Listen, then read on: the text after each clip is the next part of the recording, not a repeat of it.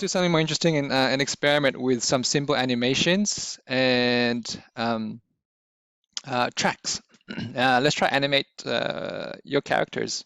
All right, so the first thing you need to do is we need a representation of the character or animation as a starting point. So hopefully you've got characters in your games. I've got the Boris, the bear.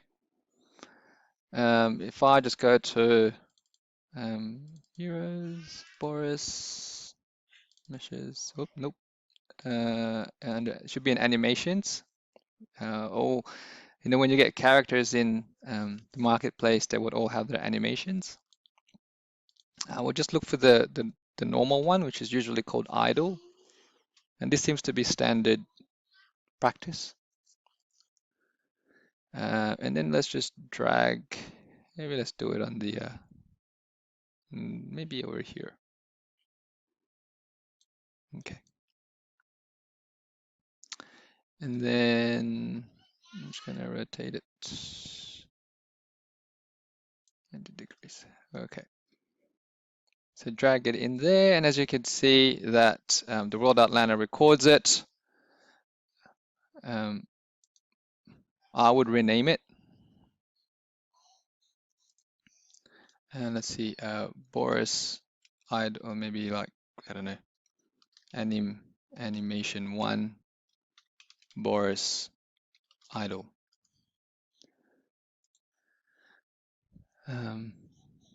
And again, to keep your folders nice and neat, this will be called Boris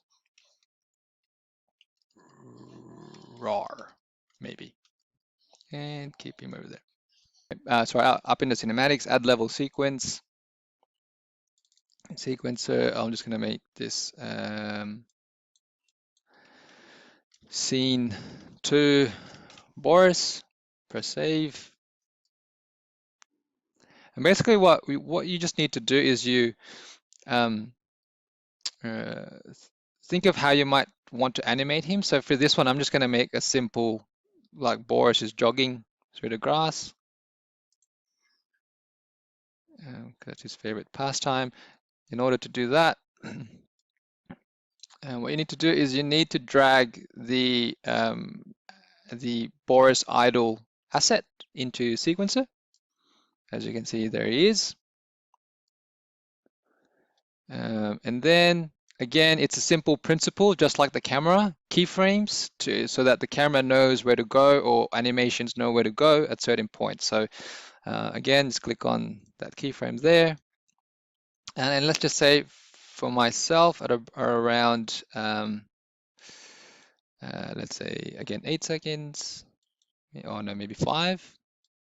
I'll just type it. Oop, there it is anyway. The Boris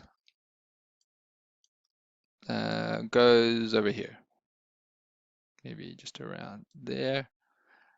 And as you can see, there he is. Because we've got the key all in, when I moved Boris, it made an automatic keyframe for me. So if I press play,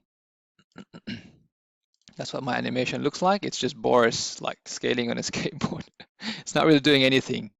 So it's just basically for us to understand what he might do. But once you're happy with that, we need to substitute that movement with an animation.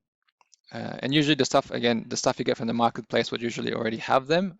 We're not animators, so we won't go through how to make characters and sort of animate how to make them walk. It's sort of this whole new world of skeletal meshes and rigs and all that sort of stuff that I don't think we should really get into within the time frame of the studio. Feel free though, if you want. It'll be really fascinating to hear. But over here with the character in the sequencer menu, usually when you've dragged it in, it would automatically create an animation and transform track for you, as mine is already here. If not, click on the plus sign on Boris and just click on transform, but usually it's already there. Now over here where it says animation, just click on the plus sign and it would have all the animations that you need. So, oops. For mine, I know that these Paragon characters have a jog thing. So I'll have maybe jog forward. As you can see, there it is. I'll started at 0. And so as you can see, it made a recording of that in our timeline. And what you want to do is you just want to drag that whole animation all the way to like where it's meant to stop. So mine was around 5 seconds. And so if you press play now, Boris should actually like roar, jog forward. And that's pretty much it.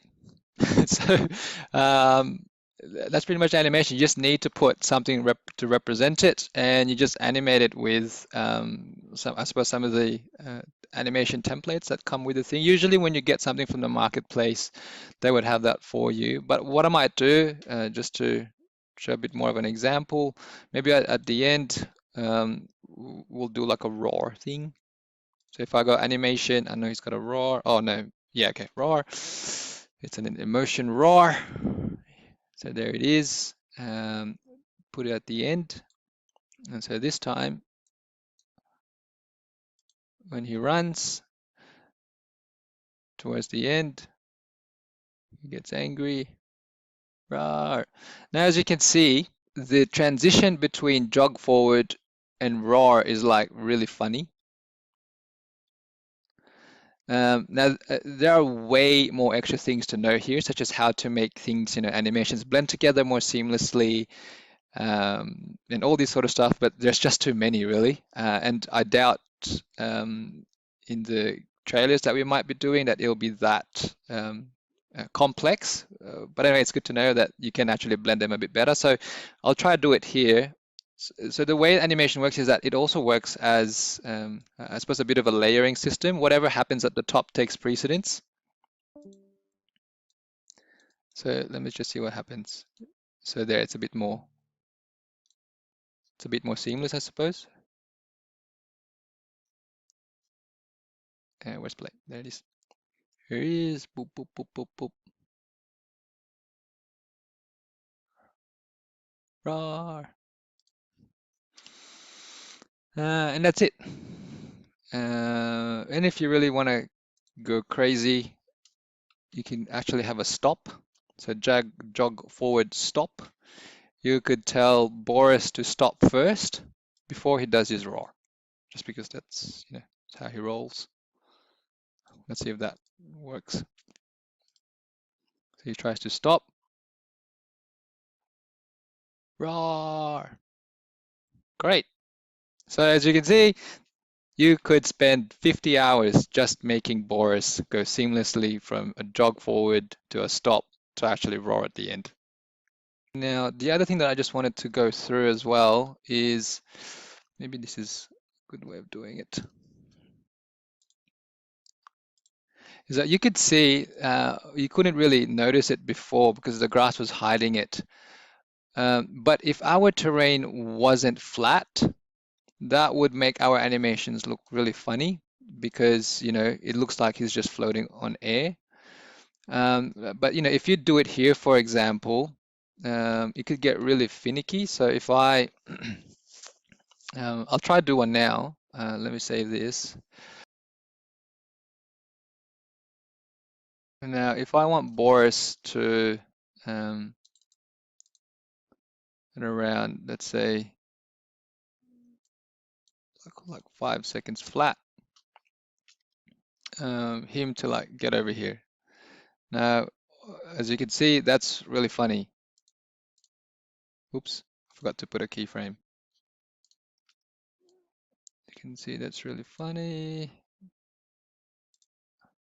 And if I press play on that, it's like, ooh. Now, the way to go around this is when you click on transform, you have to pretty much basically move every single one of these forward. So let's just say over here. I don't know why it's not making a keyframe for me automatically, but if it's not, just you then need to make a keyframe, move him down.